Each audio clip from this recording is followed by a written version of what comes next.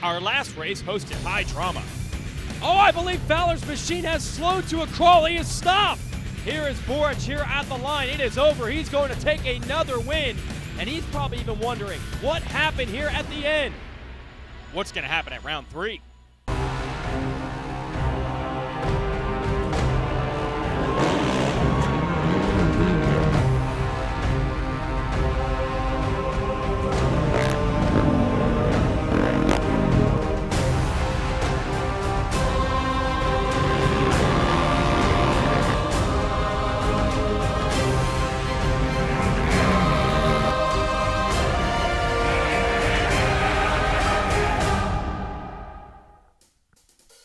Hello everyone, Jason Wygant here, RacerTV coming at you from the third round of the Can-Am Grand National Cross Country Series. It's the FMF Steele Creek GNCC in Morganton, North Carolina. This event, typically one of the biggest on the tour as far as the spectator and rider count, and there's no doubt as to why. It's one of the most picturesque stops on the circuit, and the track is one of the roughest. Not only is it going to be whooped out and beat up, but we'll also have some ups and downhills and some mud, which will make it a little bit different than our opening rounds in Florida and Georgia. This will be a true all-around test for a cross-country racer. We're going to be showcasing the top four-wheeled ATV pilots today, including Chris Bithell, number 4 in the series last year, looking to win the title this year on a new team, MotoWorks Can-Am, which is making the transition from motocross to GNCCs. Here's the 24-year-old from Pennsylvania, Chris Bithell, on his 2012 prospects. Well, definitely one of my goals, even for this year, 2012, I'm ready to bring home a championship. We have a new team, and they're just as hungry as I am to bring a championship home for Can-Am.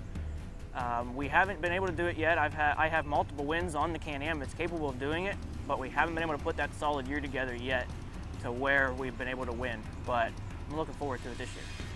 Well, Chris Boric is a very smart rider, and he's been around the sport longer than I have, longer than a lot of people have, and he's been racing a long time. And you just gain smarts every year. You learn something new, and you learn how to push it that extra level, or you learn how to take the turn a little different, or the hill climb different, or the mud section a little different, and he just has a lot of experience.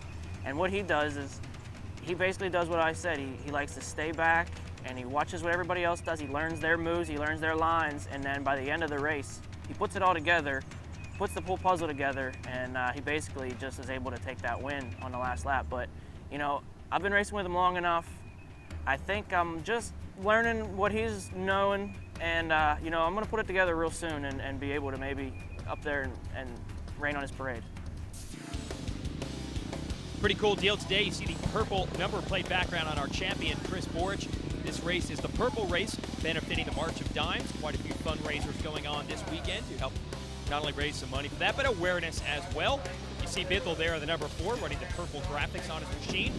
Going to run a 2-hour race today. The amount of laps will be determined based on the lap times. Probably 4 or 5 laps today. The blue flag means shut the engines down, and when the green flag waves, we'll fire them up and go racing.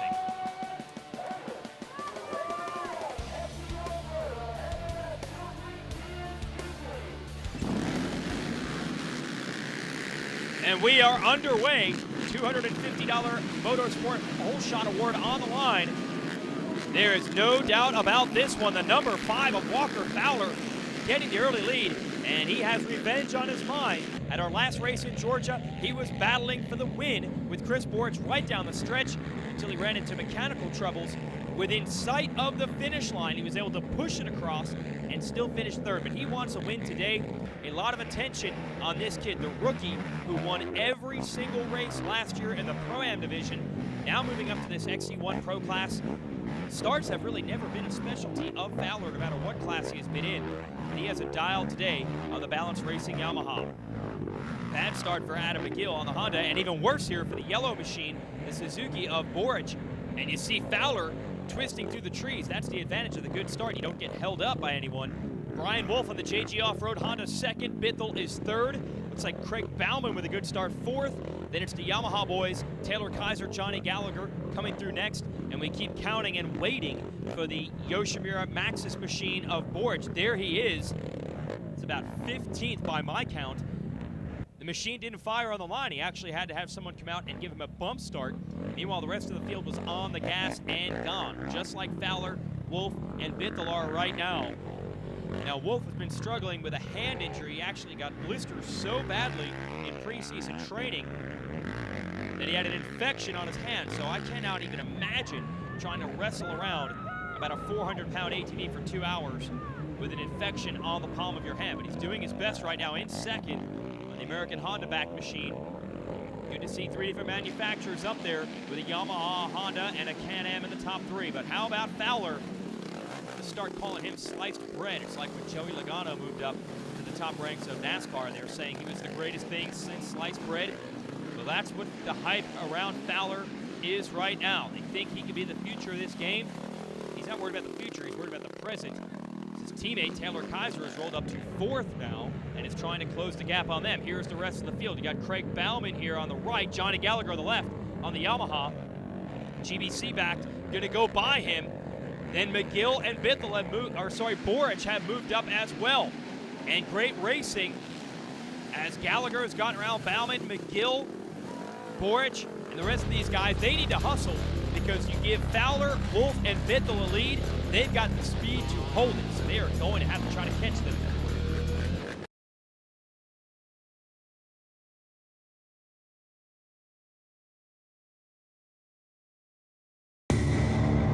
The Can-Am Renegade 1000 XXC with the most powerful engine in the industry. The Outlander 1000 XT with a redesigned chassis for unequal trail riding. The Commander 1000 Limited, the most equipped, luxurious side-by-side in the industry. The facts say it's the most advanced lineup out there. But the ride says it all. RacerTV is brought to you by Can-Am, by AMSOIL, and by Rocky Mountain ATV MC. We are in the high country of North Carolina. We've got a cross-country track laid out in the woods and some fast ATV riders battling it out. Walker Fowler, Brian Wolf, Chris Bithel are your leaders. I'm Jason Wygant, your host of RacerTV here on the NBC Sports Network. Wolf now going to work on Fowler, and you can see the pace has definitely picked up. Let's see if these 3 can maintain the gap they've built up over the rest of the field as Fowler, the 19-year-old, is going after his first ever win in the XC1 Pro class. He's actually won a couple of these things while racing from Row 2 as a Pro-Am rider. It's a lot different when you're racing with this field from the get-go. He's going to learn a lot from them, although right now they're learning from him. They're picking up on his lines, and here comes Kaiser. There was a big gap between 3rd and 4th, but the number 3 has closed that up, and he now has that lead group in sight. Can anyone else do the same? Or are we looking at a 4-rider pack all the way through the finish of this one? Now, Wolf and Fowler have some history. They're good buddies, and they battled for the Pro-Am title in 2010 and actually tied in series points. Fowler was edged out for the championship by Wolf on a tiebreaker. It was pretty funny. They went up on the podium at the last race of the year and broke the plate in half and split it. And here they are now in the XC1 division 2 years later, dueling for the lead with Bithel and Kaiser, 2 riders who have been around quite some time, right there with them. And here comes McGill and Boric, and that's what you like about these 2-hour races. Plenty of time. Even if there's trouble at the beginning, you know the cream will rise to the top. And that's what Boric and McGill are doing. They are putting on the same type of charge Kaiser did. They want to make it a 6-rider battle. The fans here, we call them the Mud Fleas in GNCC terms, pointing out the good lines through the muck. Now a little more aggression from McGill and Boric. They've got to make up time. You could go even faster through there as you see Boric acknowledging the fans, but you do not want to drown the machine out, and also you don't want to get too much mud on your grips. Then you've got to try to hold on tighter. That's how you get those blisters like Wolf's dealing with. That's also how you get arm pump, which is when you just grip so tight your arms just kind of blow up from all the tension. Then it's really hard to hold on. So the leaders are able to stay relaxed and save energy. Everyone else has to throw caution to the wind. Now we're into the pits. On the right side, that is Walker's dad fueling him up. And Chris Bithell, who has always gotten fantastic fuel mileage. I don't know how he does it. Going back even before he was on the Can-Am, doesn't matter what machine he is on, he is always able to run a different pit strategy. And it is paying off right now as he's taken the lead as they shuffle. There's McGill and Borch trying to make up ground. Now, of course, Bithell will have to stop for fuel later, but he was able to make a couple of passes the most easy way possible. Just rode right by everyone.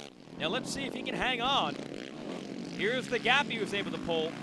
Whoa, Fowler almost blows through that corner. He's got Wolf all over him. And this is fun to watch. Look at Borch trying to hook it up and make a pass on McGill, but McGill shuts the door. And I'll tell you what, they are taking time away from each other as they battle. They got to put their heads down and go to the front. When it's time to get ready to ride and you need gear, it's time to go to RockyMountainATV.com. With the largest selection of ATV parts, apparel, and accessories, we have what you need at deep discounts. We have a huge state-of-the-art facility that ensures your order ships out quickly with accuracy that's second to none. Most items ship free and arrive at your door in 3 days or less. Visit our industry-leading website, RockyMountainATV.com today for the best prices, quickest shipping, online support, and largest in-stock selection around. RockyMountainATV.com. Get ready. RacerTV is brought to you by Can-Am, by Amsoil, and by Rocky Mountain ATV MC. Let's give you the highlights of our morning race here from North Carolina, the Can-Am GNCC Series. We'll have our women's, our novice, super senior utility riders out here. The 212 of Lexi Coulter on a Honda grabbing the whole shot here in this women's class. Coulter out of Texas has won a couple of these races before. Angel Atwell and Tracy Checo putting the pressure on. Checo is the defending champion of this class, won the title 8 times. But Angel Atwell always provides good competition. She wins the race today. Coulter and Checo round out the podium in the division. Atwell is your 2009 women's champ. On to the utility classes. This is 4x4 senior for riders 40 and up. The 709 of Forrest Wharton grabbing the whole shot. Nice move on the inside. You also got super senior rider Dave Simmons, who's always going fast. And he would not only win that 50-plus division, but also the overall in adjusted time, beating out everyone else. Simmons seems to get faster with age. Now, we've had some great battles in this 4x4 open class through the last few years with Michael Swift and Brian Buchanan, but this may have been their best battle yet. They were bumping on each other for every inch of this 2-hour race. Look at this. Great action. Swift holding on to the number 1 spot. Buchanan right there. They're coming down to the finish and rubbing on each other. Swift takes the win, and then in true GNCC fashion, they congratulate each other at the line. Here's your overall podium. Simmons, Kevin Trantham, and Marshall Goins, who won the sport class. He's a young up-and-coming rider. He might be here in this pro division before long. He is definitely going strong. And speaking of, your leader right now is Chris Bithell, but the pack in this XC1 division has caught him. We've got 6 or 7 riders all within sight of the leader. And now Bithell has to pit. Remember, he did not pit the last time around, so all the ground he gained, he just gave back. And worst case scenario for him, because the field was so close that he lost several positions in just a few seconds.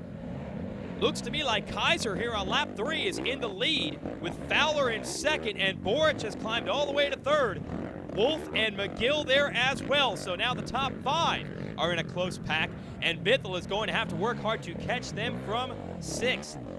So those guys really dropped the hammer when Bithell got around them in the pits, and they've gotten back through. Going to be a good shootout between the Yamaha boys, Kaiser and Fowler. Let's see if Wolf can hang on with that injured hand with McGill and Borch right there. And you know how Borch likes to play it. He just stays close, and then in the last lap, he will drop the hammer. Little lap traffic now to deal with. Riders wisely pulling out of the way. The closing speed of this lead pack is unbelievable when they are on their game like they are today. Borch has gotten around McGill and Wolf. He is up to 3rd. He has Fowler and Kaiser in front of him. So can the Yamaha duo keep the Yoshimura Maxxis backed Boric behind them? And McGill is trying to hang tough. He's got a lap rider between him and the leaders, though. He's got to get going. And a little gesture there, get out of the way. Deep in the woods we are, and now Boric has gotten around Fowler. He's up to the number 2 position as we go past a checkpoint. Hang a left turn, head uphill. McGill on the right side trying a new line. Making up some of the ground he lost there in traffic. Could we see a classic Kaiser versus Boric battle brewing? Or will Wolf, McGill, maybe Bithell, Fowler close back in? Here we are through the rough stuff. You can see how much more difficult this track has gotten and how much closer the pack is as well. Fowler has gotten back to the rear wheels of Boric as we go under the Steele Creek Bridge. Oh no, Fowler! His machine has stopped running again. This time he gets it back going. Well, for a moment, that was shades of our last race. Here is Bithell trying to make up some ground. He has a golden opportunity as Fowler ran into a little bit of a mechanical problem. That's where you got to be careful going through those mud sections. Uh-oh, Boric now into the lead. He's got everyone, though, packed in right behind him. Kaiser actually gets Boric back. McGill and Fowler and Wolf all right there. Looks like Wolf stopped for a fresh set of goggles, and that's what slowed him up. Now look. Boric tried to tuck underneath Kaiser with lap traffic around them, and Kaiser masterfully is able to hold on to the lead and get through the traffic. You've got McGill and Fowler battling it out right behind them. White flag is coming out. What a race for the lead we have in North Carolina. Stay with us. Any engine, any season, at home, at the track, or on the trail. AMSOIL, the first in synthetics. RacerTV is brought to you by Can-Am, by AMSOIL, and by Rocky Mountain ATV MC. Great racing here in the woods of North Carolina. Look at this pack. Taylor Kaiser out of Florida, leading Pennsylvania's Chris Boric, the Ohio-born Walker Fowler, and West Virginia's Adam McGill. And they're on different equipment as well. A couple of Yamahas, a Suzuki, a Honda. This is great to watch. It looks like Wolf and Bithell have lost this pack. It's going to come down to one of these four, but what will the order be? Kaiser, remember, has a shoulder injury. He's definitely getting stronger, but does he have the stuff on what is one of the roughest tracks we've seen in quite some time to get through to the finish? Now there's Wolf. He's not giving up, keeping the riders in sight on the JG Off-Road Honda. McGill trying to make a move on Fowler. Those two have been going at it for third the last lap or so as Boric takes a look over his shoulder. Is the coast clear? Can he try some alternate lines to get around Kaiser? Or are one of these other riders going to try to tuck it inside of him? And it looks like Fowler has lost a little bit of ground here. Remember, he stalled it a lap ago. Maybe he's having some problems with the equipment. His teammate Kaiser has no such trouble, though, keeping the Balance Racing Yamaha in front of Boric. And you've got McGill right there as well. So now it's a three-rider duel for the win, and McGill, who was on the right side earlier, goes to the left. There is Wolf on the right. Fowler trying to find traction on those roots. The left side definitely shorter, but also rougher. We're getting down to the nitty-gritty. Kaiser has not won one of these races since 2010. Could today be the day?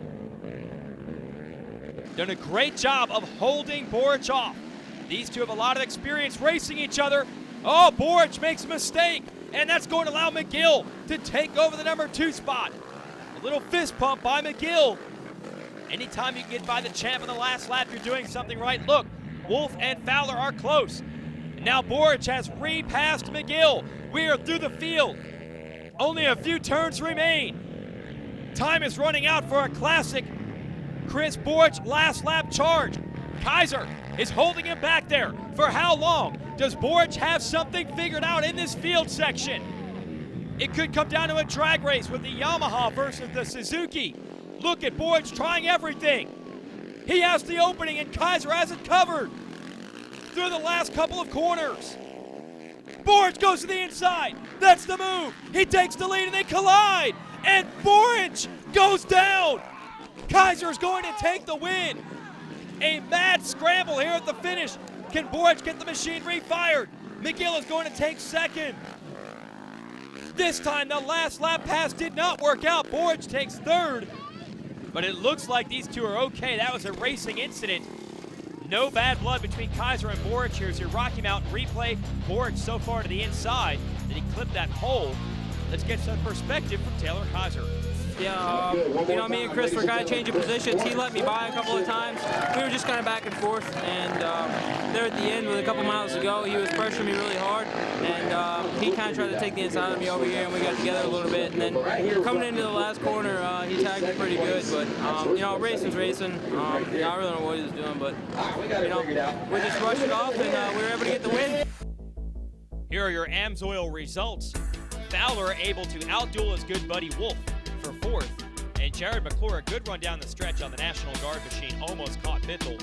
Here are your point standings. Borch still with a good lead. Remember, Kaiser was injured at the beginning of the year, is trying to mount a comeback. Let's catch back up with Chris Bithell. I ended up finally having a real good start. I think I went in the woods about third, just feeling good, getting a feel for everybody out there. I think it ended up just ran third until third lap. Everybody pitted. I ended up wanting to pit on the next lap about mid-race to make sure I had enough fuel to get through the end. Well, everybody got back by me then, and we got into lappers pretty bad after that. And I just couldn't make up the time. And I'd hit a lapper, and the guys would start pulling away, and just all day that's what I fought with at the end. And it's tough to come back after that. Can-Am race recap here. Walker Fowler had the early lead on the Yamaha with Brian Wolf and Chris Bithell putting the pressure on. Those three broke away, then eventually the number 3, if Taylor Kaiser would catch them, make it a 4-rider battle for the lead. We were also keeping tabs on Chris Borch and Adam McGill. And then when everyone pitted, Bithell was able to take the lead momentarily, but the next time around, he would have to pit. That would put Kaiser in the lead over Fowler, Borch, Wolf, McGill. These riders went at it. Too many passes to count with this 5-pack. It would come down to Kaiser versus Borch. In the final section, here's Borch going to try to dive to the inside. Couldn't make the move there, then goes too far inside here and goes down. Taylor Kaiser takes a big win. McGill second and Borch third. Great racing in North Carolina. Thanks for watching. I'm Jason Wygant. We'll see you next week.